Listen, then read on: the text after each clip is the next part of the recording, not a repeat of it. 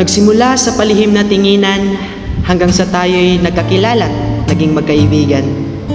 At dahan-dahang ginuguhit sa papel ng kapalaran ang mga pagsasamang bumubuo na ng malalim na pagitan.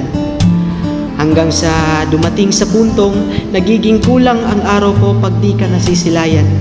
Na para bang hinihila ng nakakaakit mong imahe ang aking mga paa papalapit sa nag-aapoy at nagniningas mong ganda.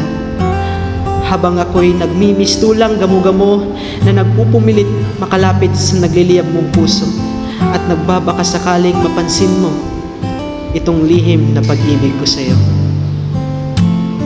Hanggang sa nagawa ko ang tulang to.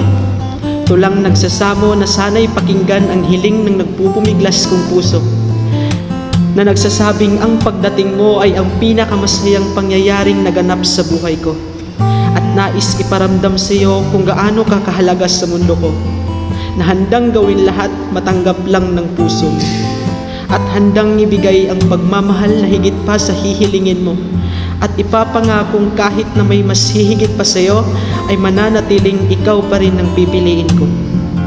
Kahit na hilain pa ako ng tukso papalayo sa iyo, o di kaya'y ipagtabuyan mo mismo, ay pipilitin ko pa rin ihakbang ang mga paa ko pabalik sa iyo. Habang nakaluhod at nagsusumamong sagutin itong makulit kong puso, na nagtatanong kung pwede mo pa ba akong papasukin sa malahardin mong mundo.